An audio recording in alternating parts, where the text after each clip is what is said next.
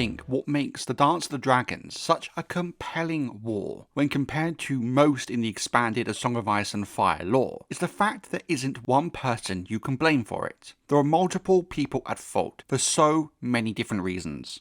From King Viserys I, the likes of Otto Hightower, King Jaehaerys, Criston Cole, hell, even to some degree Rhaenyra herself. Each played a part in setting the stage for the Targaryen Civil War, but I think there is one man, one legendary figure, who seems to get away scot-free, whose seemingly infallible legacy might be the very foundation that allowed for an event such as the Dance of the Dragons to happen in the first place. Aegon the Conqueror. I know it seems crazy to try and place blame on the almost godlike king who built the whole Targaryen dynasty, and yeah, for the most part he does deserve his legacy. But choice, or lack of choices he made during his reign when establishing the Seven Kingdoms, didn't just lay the foundational stones of the Dance of the Dragons, but several other succession disputes. In this video, we're going to be breaking down the complex succession customs of the Seven Kingdoms, and the surprising lack of law that meant Aegon the Conqueror may have inadvertently doomed his own dynasty from the start. In the eyes of many, the Council of 101 AC established an iron precedent on the matter of succession, that the Iron Throne could not pass to a woman or to the male descendants of a woman. Archmaester Gildane, the World of Ice and Fire, the Targaryen Kings, Jaehaerys I. One of the biggest overlooked and misunderstood element of Westerosi lore is when it comes to succession, especially when debating Rhaenyra's claim to the Iron Throne.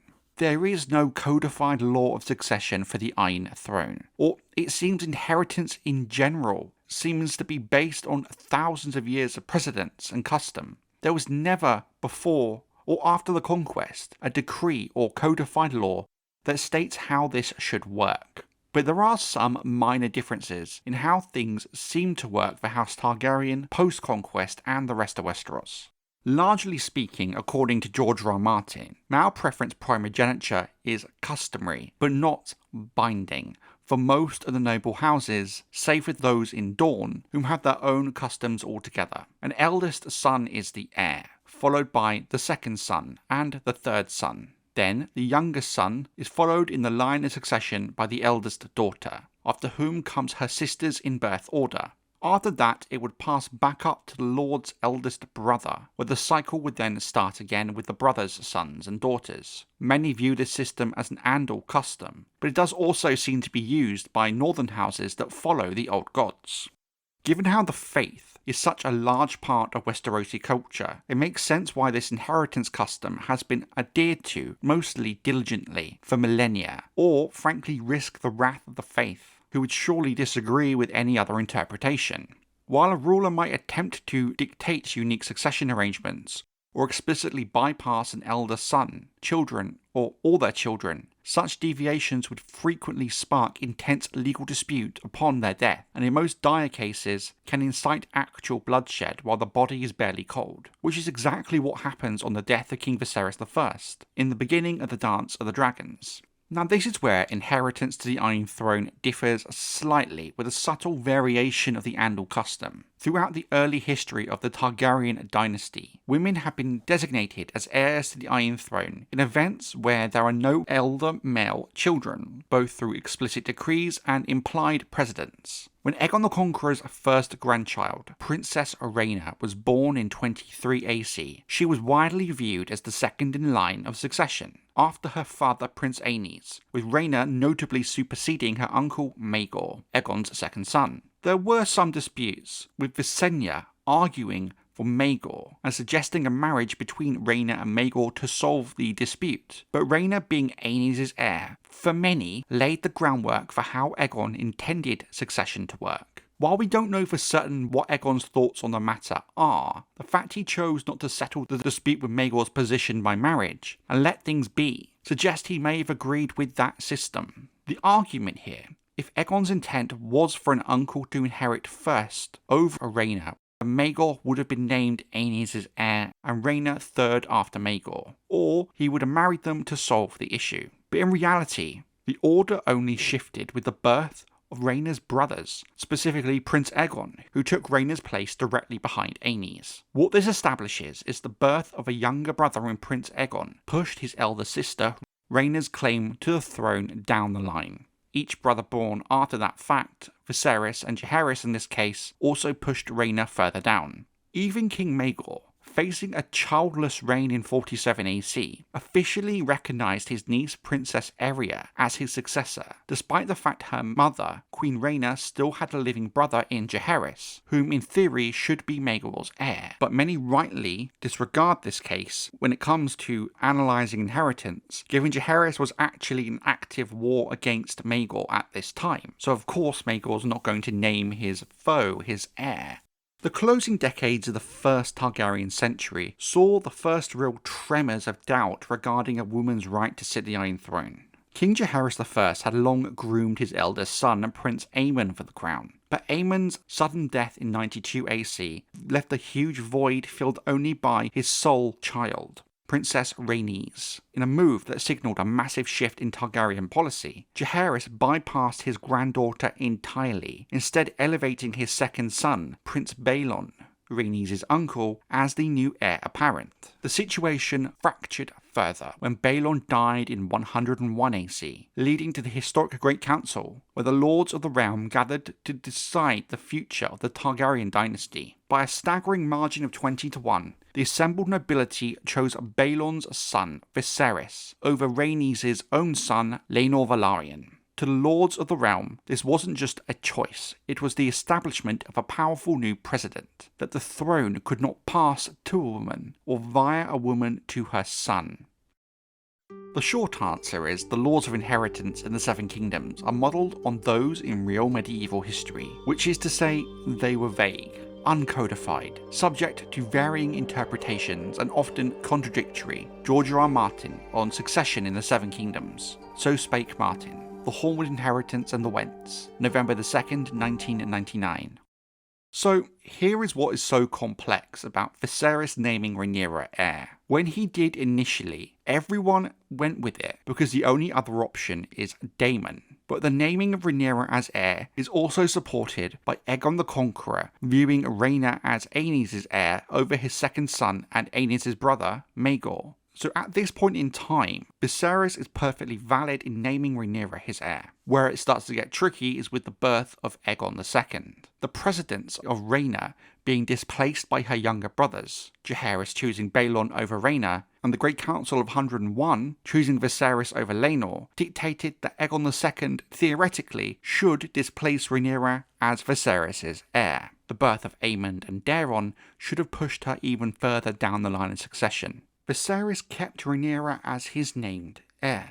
The succession system in Westeros was not literally based on nothing, but at times it might as well have just been based on vibes. Custom pointed in one direction, royal decree another, and no binding statute clearly explained which of these should prevail. The truth is, if the succession, in Viserys naming Rhaenyra his heir, had never truly been settled beyond all debate, there would have been no need for Viserys to demand that the great lords of Westeros come to King's Landing and swear solemn oaths to defend Rhaenyra's rights. The very fact he felt compelled to bind the realm through personal oaths rather than simply pointing to an established law tells us a lot in this situation. Even Viserys understood that custom alone might not be enough to secure her succession. Like I said, the whole succession system is just based on vibes, because there is no hard codified laws. So while Viserys is breaking thousands of years of custom and precedents, which will not only cause untold chaos and likely could become precedents in itself for succession disputes all over Westeros, there is nothing actually stopping him from legally doing this. In prior generations, specifically a concern for King Jaehaerys, is if you allow lords to choose whomever they want as their heir, or make the claims of women equal to men, there are going to be cases where elder sisters and younger brothers will be at odds in near every house in Westeros.